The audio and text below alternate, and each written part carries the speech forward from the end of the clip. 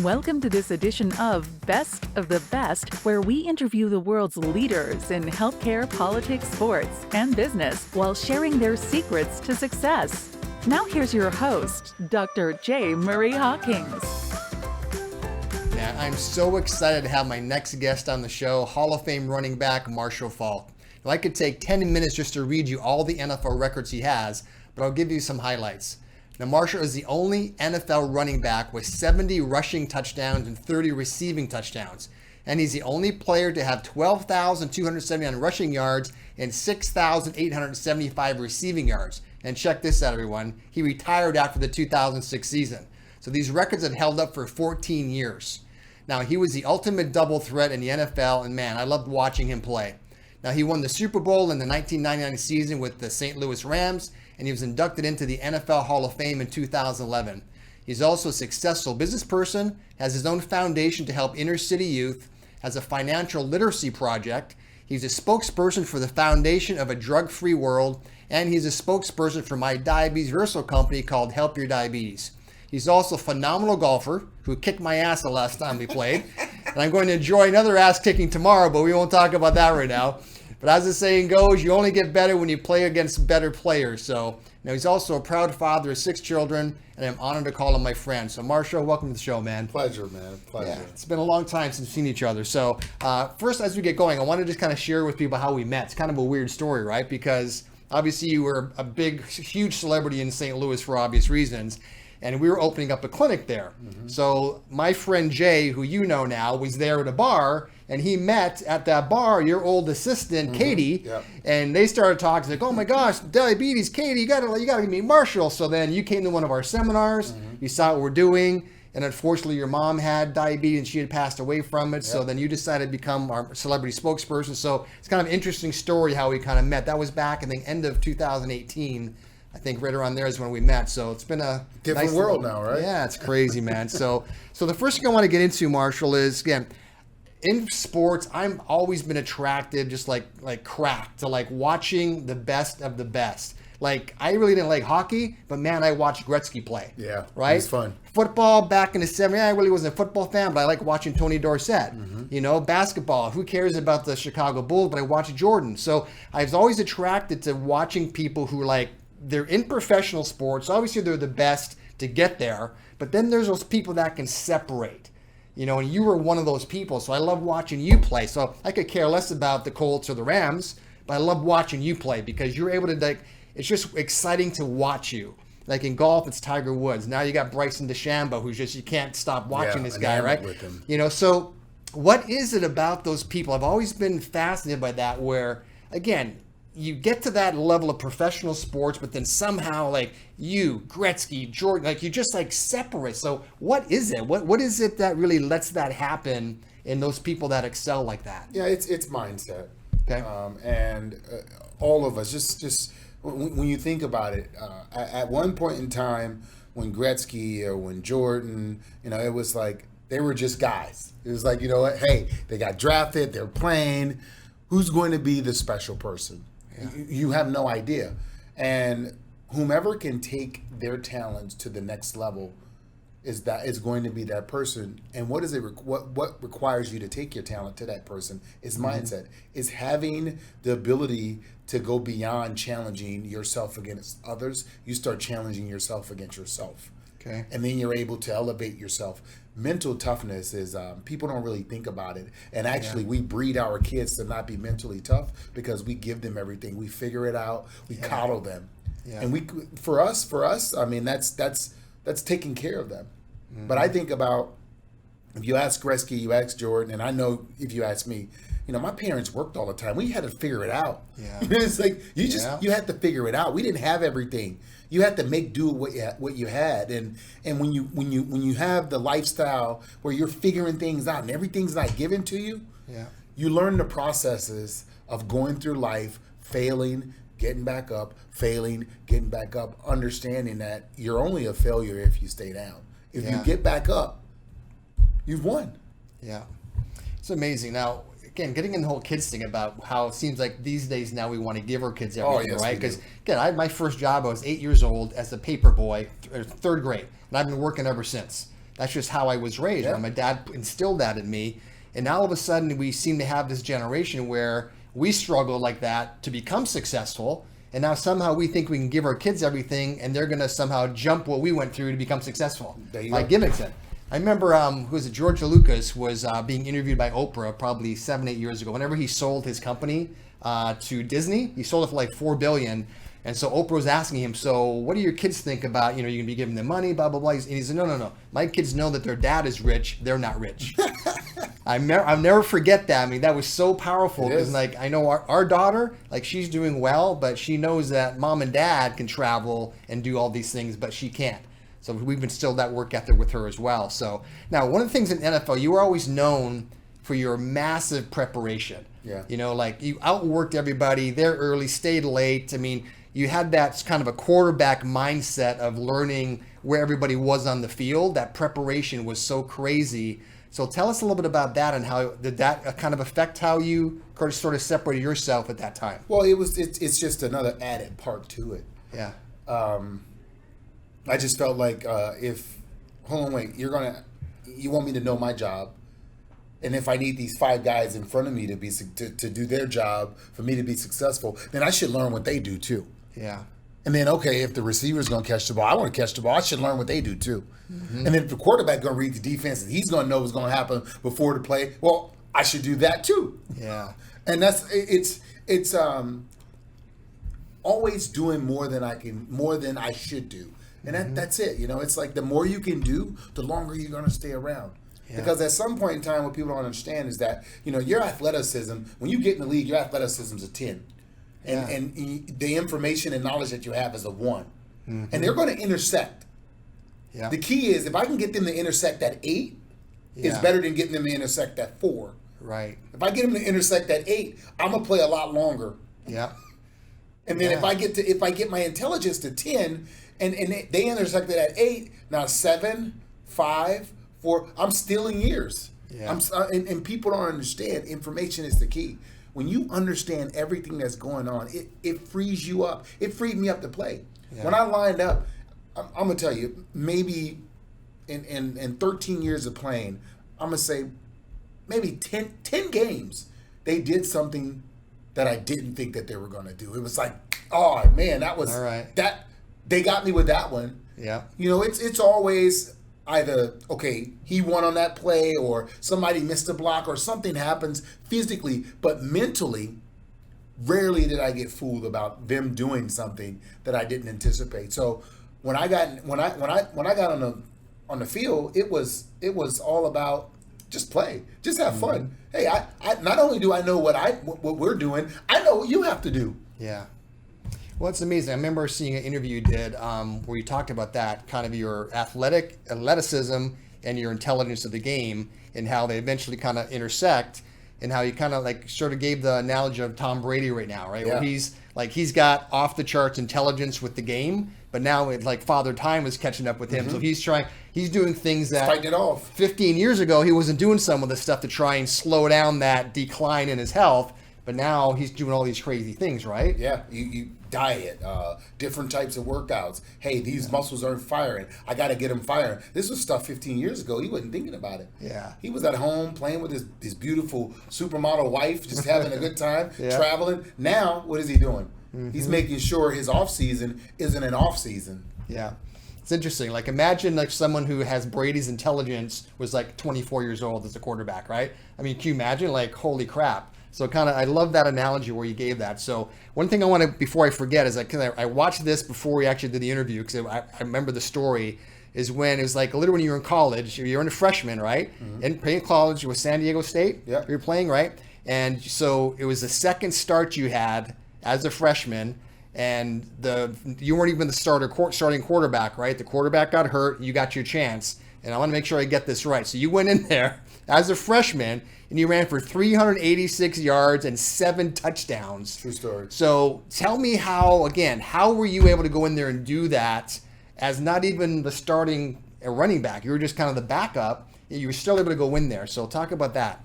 I knew football. I mean, it's literally when you prepare, this was always me. I was always the starter. or I always prepared like the starter when I wasn't. Yeah. And that's what you have to do. So I went into games, even when I was young, it was like, hey, I got to be ready. Mm-hmm. And I never, I think back to high school and Little League, I was the kid who asked all the questions. So what if they do this? And what if they do that? Uh-huh. And the coach got, well, just stop. That was me. Yeah. And so I just couldn't imagine not being prepared. The physical parts will take care of itself. Yeah. But mentally, that's where you separate yourself. Being able to think around the game and think around when most people are using talent to beat you, can you outsmart them? Yeah. Can you be more efficient than them? Yeah. And I mean, second, listen, playbook was wide open. I beat out 4 guys to be second on the depth chart as a freshman. Yeah. And that was just one of those days. One of those days where you get in a groove and it was like, man, this game seems easy. Yeah. Well, it's funny when you going back to what you said about the knowing other people's position on the field, everything else. So kind of it gave you that awareness. Broad perspective. Right? And so it reminds me of our daughter. She was into acting for about 4 years. And again, knowing other people's lines is that we had to train her out of this because she knew everybody else's lines so well. Like when she was like starring in something, that when someone else was speaking, she was mimicking, like she was actually like mouthing the words of their lines. It's like because she just had it in her brain, mm-hmm. And so we had to you can't do that, Tiff. It's like you got to say that in your brain. You can't mouth it with your mouth. It was so funny. Like 3 or 4 plays she was in. It's like the Japanese Godzilla movies. It's so funny. But again, that preparation is so awesome. So other thing I really want to quickly touch on is that just again, I'm so fascinated by how you were such a great double threat when you were playing. Right? Again, still hold to this day the record of rushing yards and combined passing receptions. Right? And you were such a double threat back then, but I haven't really seen. I see some players kind of doing it, but there's nobody that's kind of come close to what you did. Why do you think that is right now in the current game? Well, now in today's league, every back coming into the league, you have to have an element of it. Okay. The question is for most guys is, are you that serviceable? I mean, I played a lot of downs, a lot of plays. Yeah. And in today's game, guys, they'll play 30 plays a game. You get 70 plays, you play 30 plays. You're not playing enough plays. You're not available enough. But the other thing is limitations. Guys put limitations on themselves in a sense of what can you do? And for me, anytime coach came up with something, or I would say, hey, coach, we should try this. I could be here. I'll line up at tight end, this and this and this. Okay, let's try it. Mm-hmm. You can't put yourself in a box. A lot of people put themselves in a box. Oh, I'm a running back. I need to run the ball. Yeah. No, I'm a football player. Yeah. I'm a football player. Let me see what all I can do. Yeah. Well, yeah, you were it seemed like back then you were more like an athlete, kind of well-rounded. Yes. And I remember you also said that when you were playing growing up, you did everything in high school. You did your quarterback, running back, yep. I remember you said the story where you were they put you in and you wouldn't get off the field until halftime. That's it. And that's, what an advantage that is to develop that kind of athleticism, to know the game more from all the positions. Instead of, I'm a running back, that's my lane, that's it, and maybe I'll catch up. But I love the athleticism that you had with that. I think that's lost right now. So many young guys get specialized. And let me say this. It's starting to happen now with young kids. Yeah. They get into golf and only golf. They get into baseball and only baseball. They play baseball year round, basketball year round. Right. They're not mixing it up. Yeah. I played football. I played baseball. I played basketball. I ran track. Yeah. You want to do all the other sports because then you get the sharpened skills that you don't normally get to sharpen. Sure. And then you learn. A whole new group of people, a different sport. And you become more worldly. Yeah. That's awesome. Now, okay, everyone wants to hear this now that's listening to this, right? So what was it like, okay, after playing football, having that goal to get to the Super Bowl and finally win? What was that like, man? Again, not having been there, again, 99.999% of people listening to this have never been there. So what was that like when you actually won that Super Bowl? In reality, it's a little disappointing because you put so much emphasis on it. Okay. And you're expecting it to bring you something. You're right. This is going to change me. no, I'm still me. Yeah. Yeah. And other than if I don't go create the party, that nothing's happening. It's like, Yeah. oh. So all right. So I'm this just means we're the best. All right, cool. That's all right. But you know, I'd won in every sport. Yeah. And I never won a championship in football. And the one championship I won in football, it happens in the NFL. Right. So I was just anticipating. I was anticipating like this big buildup of what it was like. I mean, and I was like, this is not what I thought.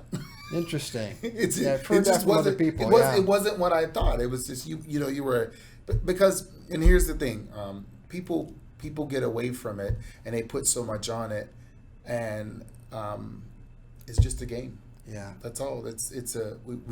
We as grown men get paid to play a game. Yeah. I mean, you can take that in any sport, right? I mean, look at, again, NFL, you won that, but how many NFL players have a whole 10-year or more career and never win the Super Bowl? Yeah. So they're going to feel disappointed and a failure? What about golfers that never win a major? It's like, but so there's a lesson in like enjoying the journey. Yes. And just being grateful. And again, your gratitude of how much you love the sport is phenomenal. And I love that about you because you don't take it for granted. No. It's really helped where you are even today, how you've been able to translate that into your business world, which we'll get into soon. So that's just awesome. Now let's go to the next one. Okay. So now, even after the Super Bowl, great. But then you got recognized like the ultimate in the NFL as you got inducted into Hall of Fame. So what was that like? Now that's surreal. That's Okay. a little different in a sense that now you being a football fan, Yeah. as a kid, and even while I was playing, still a football fan. You walk into this room of guys who basically built the NFL, like they are the pillars, Yeah. and it's like weird. It's like, okay, Mr. Staubach, he's like, call me Roger. I'm like, Mr. Harris, no, call me Franco. I'm like, what? Yeah. And then they know me. Like they know, oh yeah, Marshall, I watch your games of you. I'm like, Yeah. wow, this is crazy.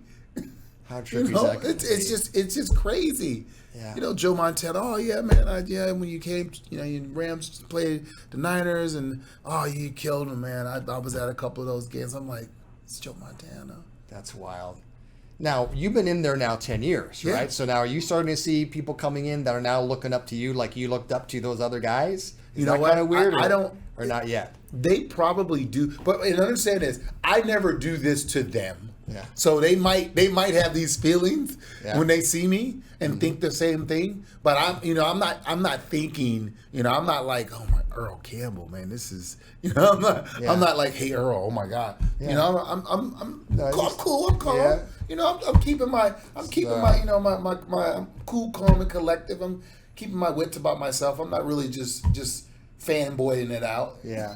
Yeah, you gotta play it cool, but I'm sure they're feeling that same way. Some of these guys coming in like, wow, I'm sure. Marshall Faulk. If you are a football fan and you got a chance to play professional football and you made it into the Hall of Fame, yes. Mm-hmm.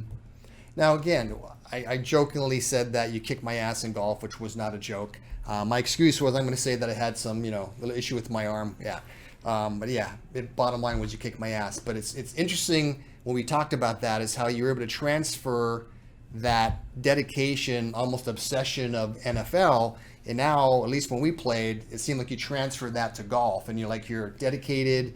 I mean, phenomenal. I mean, like I've been around a lot of golfers in my life and man, you are a really good golfer. And so how did that translate from being focused on that to trying to be your best and now kind of taking that to golf? Of course, you can't golf 24/7 because you got other businesses involved, Right. but you're still, as far as athletics, it seemed like you've kind of transferred that sort of dedication now to golf. Yeah, it's just discipline to the concept of what works. Yeah. How do you become better at something? And once you understand what that is, then you got to be disciplined and diligent about doing those things to get better. Because just playing golf you don't get better just playing golf. Yeah. You have to practice. You have to mentally get yourself in the right mind frame to go play golf. Because as you know, if you step on the golf course and you're thinking about business, good luck. You might as well have a couple of beers and ride along. Mm-hmm. You have to mentally be prepared for the fight, the inner fight with yourself. Because in golf, that's it. You're battling you. There's no defense. Nobody can run out there and block your shot or block your. Yeah. It's the defense is in between your ears, and mastering that, it's something that I love it. I love that. I actually think we just saw the Masters not too long ago, and Justin Rose he struggles with Rory McIlroy. When they get to Augusta, they can't master that thing in between their ears. Yeah. And what it does is it becomes an inhibitor, and it won't allow the talent that you have to manifest. Yeah. And so, golf is just it's just another obstacle for me to and an outlet for me to now physically challenge myself, because I'm not going to go out and grab a football and play. I'm not doing that, but I can keep myself sharp mentally by playing golf, doing the things that's necessary, and then to make sure I'm my body don't break down playing golf. That okay. So if I'm doing these exercises, this is going to make me better. Keep my core strong and make my shoulders good, keep my wrist and my elbows good, because you got to take care of your body. Yeah. So reasons for doing it. Well, I love playing golf. That's why I want to do it. I want to make sure I'm okay. Yeah, and it's so awesome. Again, I just thought of, as you said that, about the Hall of Fame.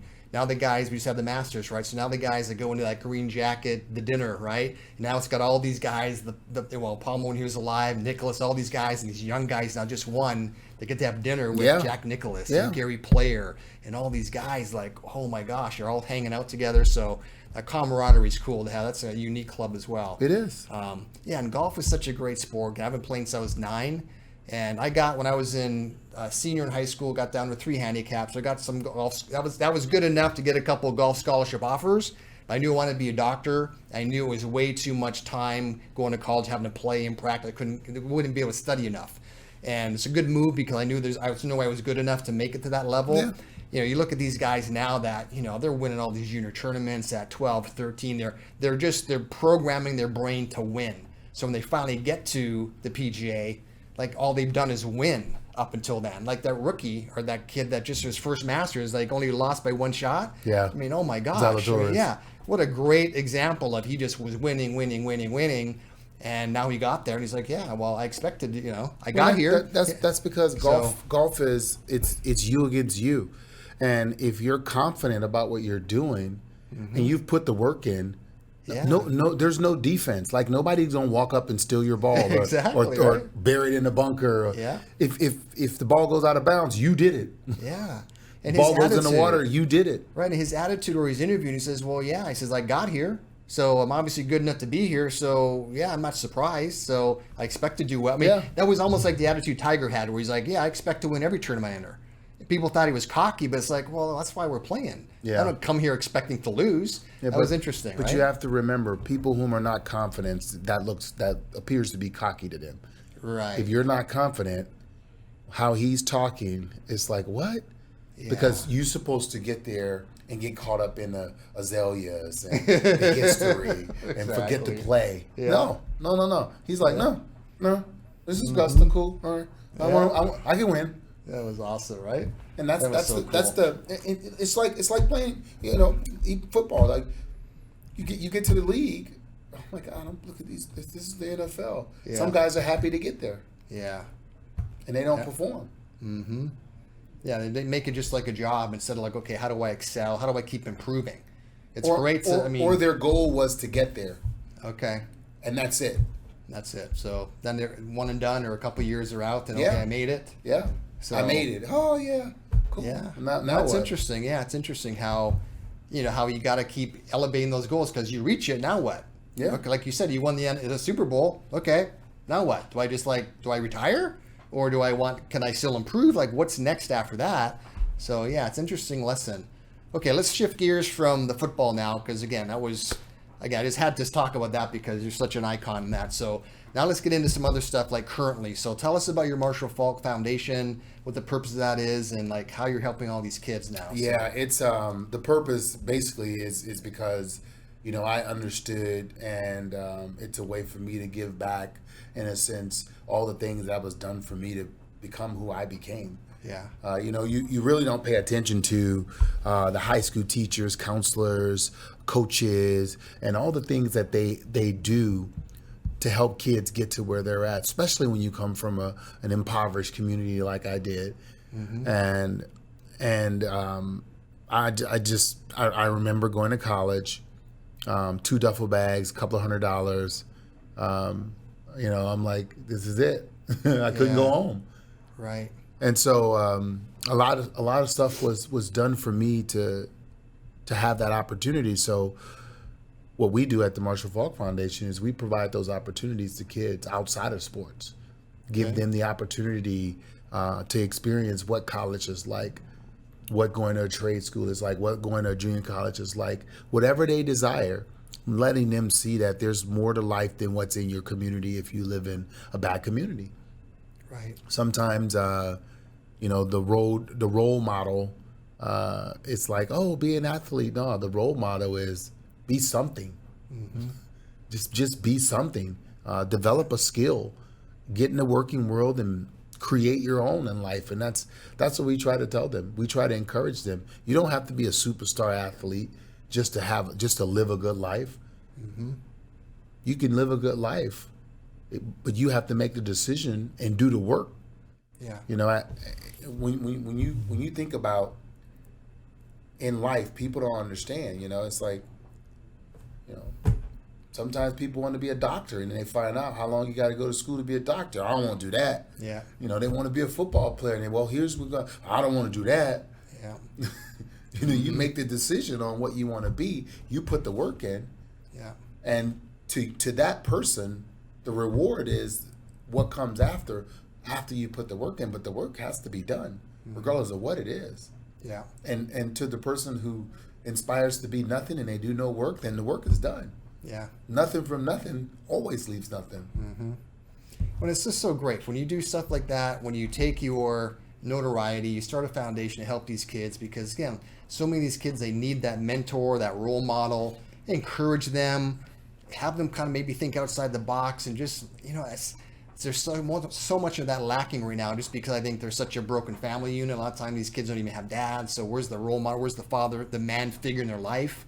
So it's just beautiful what you're doing. So again, that's marshallfaulk.com. Marshallfaulk.com, yeah. Okay. So if people are listening, you want to go get more information on that, then definitely go to marshallfaulk.com. So okay, also let's talk about your financial literacy project you have. How's that work? Yeah, so it's working very well.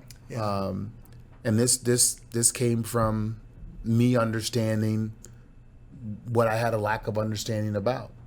And a lot of people in the world, it's funny because they have financial advisors and they have people that help them, and it's like let's just the concept. Let's think about this. All right, you worked hard, you made the money, and you give it to somebody else, and you have no idea how it's working. Yeah. Like, that don't even sound right. And then the big thing is, and I'm giving away the secret, I know people are in trouble when you ask them about financial stuff and they say, oh yeah, I got a guy. My guy handles all that. You're in trouble. Yeah, one word for you, embezzlement. Exactly. So what we do is we sit down with people and free of charge, we help them understand financial concepts. And then we show them financial services. We provide financial needs analysis, come up with a strategy for you, give you a report, and hopefully now you basically have a GPS in life on where you want to go and how you want to grow financially. People don't think that you need that.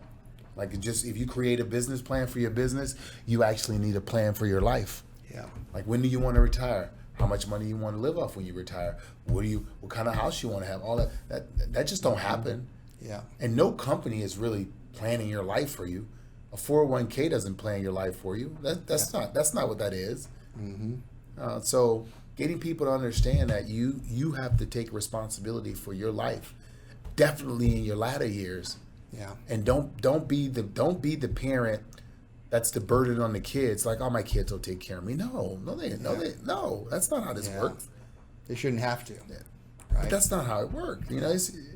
If they choose to, yeah, but you have to do the things now to make sure that your life is good then. Yeah. That's always been one of the things in school that I think is so lacking, right? They don't teach, there's no courses in either how to be an entrepreneur or how to start your own business or, okay, what's a mortgage? How do you save? How do I invest? Should I invest in property? I mean, they don't teach you that. It's just like, boom, you get out of school, here you are. Now go get a job, make some money. Here's my cash. Now what do I do? Right? No one gets taught that. Then we have this crazy credit card debt and everyone's like, let's lease the most expensive car. And so everyone's like, they're one paycheck away from going broke because, okay, I just got a raise of $500. Let me go get a car that's $400 more a month payment. And they don't know what to do with that extra money. So I love that you're doing that to kind of help because that's such a need, man, especially for these kids, right? Like, what do I do? How do I have no financial literacy, whatever, at all? Kids, adults. Yeah. I'm talking professionals, lawyers, doctors. Sure. If you sit them down, because you go to all this school to be a doctor, you go to all this school to be a lawyer, none of those classes are financial literacy. They don't tell you how to actually financially run the law firm. They don't tell you how to actually financially run the doctor's office. Mm-hmm. You have to hire a bunch of people and then have those people tell you, hey, here's what's going on. And you're like, okay, you got to go get a CFO. Yeah. But you did all the work. Mm-hmm. And so that's the system is built for the financial service industry to be taboo. Unless you get into it, they don't want their jobs. They don't want you to not need their job. They want you need to have them. Yeah. If the guy managing your assets, shows you how to manage your assets, guess what? He's fired. Mm-hmm. Oh yeah. He's gone. Again, my wife and I, we learned that a long time ago, like 25 years ago, into our first broker, right? To like teach us how to invest our money. And he's recommending certain stocks. Is that Merrill Lynch, right? A young guy, probably 28. He's about my age at the time. And I said, okay, show me your portfolio. Are you investing in what you're recommending? Oh, no, I don't. So that was the red flag for me. Like, okay, you're recommending stuff that you don't even, it's like a guy who's trying to sell a Lexus who's driving a Honda. It's like, it wasn't congruent to me.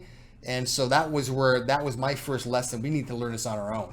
We got to figure this out. And, we need to get somebody to teach us, but I don't want to be dependent on that broker who's going to, Exactly. Interesting. So our way and what I love doing is, hey, let me sit down and educate you about this stuff. Yeah. And then when I educate you, now I'm going to show you the services and it's going to make sense. Right. And you're going to say, I think I need this. Yeah.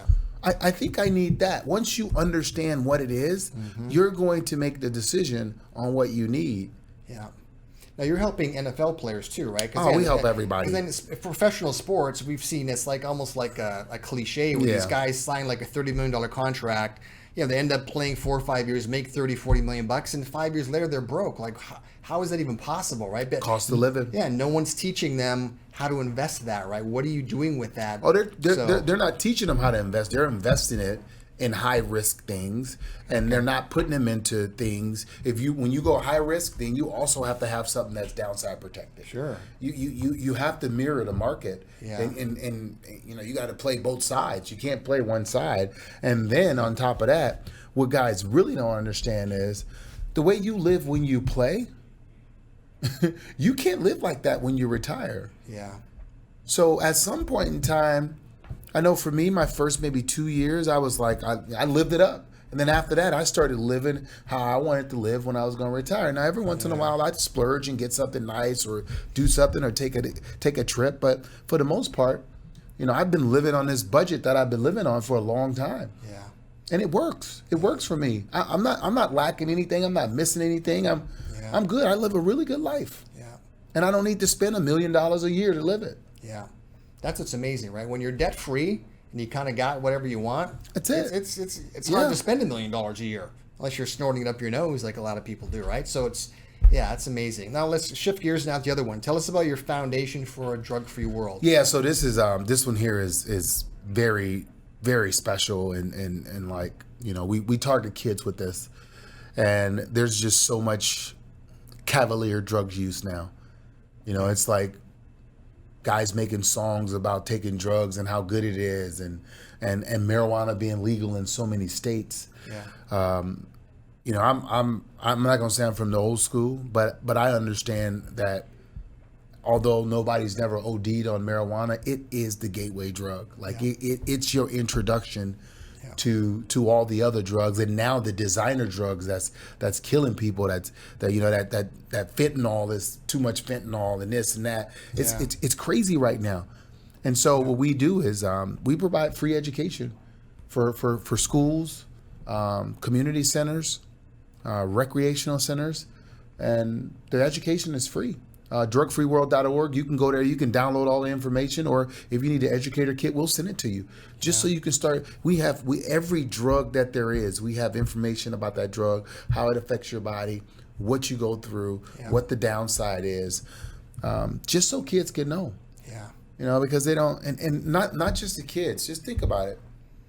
If you grew up in an area, and you're in the suburbs, and you didn't see drugs, and now you got a kid in school, and that kid is now getting introduced to drugs. You don't even know the signs of you don't know where do you go to get information. Mm-hmm. So we provide you that information. We sit you down and we talk to you and counsel you so you can counsel your kid. Right. All right. So we're going to put all the websites up at the end of this too. So make sure, to pause it at the end so you can write all these down. One of the last things we're going to talk about is this whole cryptocurrency platform. New Voyager. World, man. New World Order. So tell us about that. Yeah, so Voyager, Steve Ehrlich, guy's brilliant, man. Started E-Trade. He just believes in, let's cut out the middleman. And right now, if you have you're housing your crypto account somewhere, you're paying high fees. Somehow, some way, you're getting taxed. And he removes that out of it. Okay. He's all about the people. And Voyager, not only is it a platform for you to house crypto or buy other crypto, but it has its own coin as well that's in the same market. So he's not just telling you, hey, just come over here. Nah, he put his money where his mouth is. Yeah. Actually created Voyager is his own coin. Right. So I think it's fun. Mm-hmm. 5 years ago when I bought into Bitcoin, I didn't know. Had no idea that it was going to be the craze that it is. But man, it's unbelievable what's going on in the crypto world. Mm-hmm. And I believe right now the government's trying to figure out how do they get involved. Mm-hmm. And the real crypto world, they're kind of doing their whole keep away. Yeah. But the whole blockchain situation, I think that's gonna change banking. Mm-hmm. But crypto's here to stay. Yeah. It's here to stay. And the government, they're trying to figure out how to tax it. Yeah. And shocker, right? The crypto world, they're figuring out how to remain cryptic. Yeah. Oh man.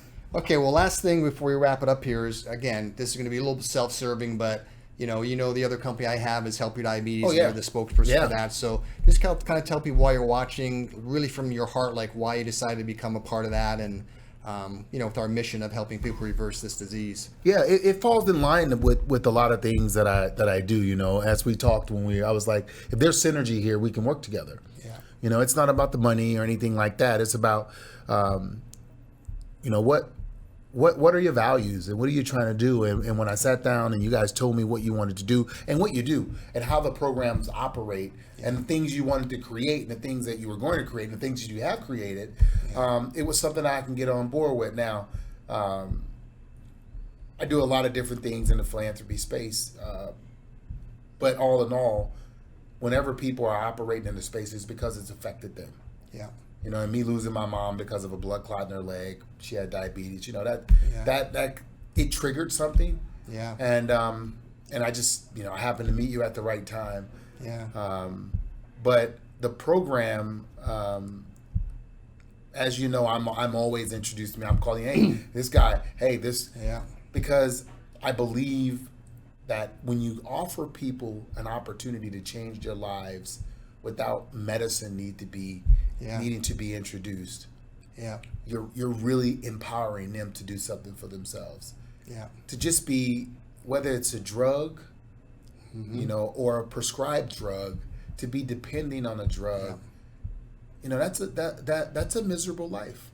Yeah. That's a miserable life. Yeah. And the fact that you guys provide an all natural way of reversing type 2. How could I not get behind that? How could I not help bring attention and awareness to what HYD is doing? Yeah, and since you've come on board too, now we have our patent we got approved last year. So now we have the only patented type 2 diabetes reversal system in the world. That's awesome. And a few weeks ago, and I'm not sure if I told you, we got our third-party study done. So 3 medical physicians actually did a study proving the effectiveness of our program too, which you already knew because we've been doing it for 13 years. But now we have the only patent, third-party study, digital platform. We guarantee results. So there's really no reason for someone who's got diabetes not to try this because we do guarantee results. And so it's exciting. We're excited to have you a part of it, and we're looking forward to a lot more years of us kind of helping put a dent in this disease. So thanks, Marshall, for being on. Again, we're going to put all the websites up right now at the end of this. So please take a look at all the websites. And thanks, man, for coming on. Thanks for having me, man. See you, man. And again, go easy on me tomorrow on the golf course. So we won't talk about that in the next show. So everybody, thanks so much for watching this episode of Best of the Best. And Marshall Faulk is definitely that category. So have an awesome day. We'll see you next time.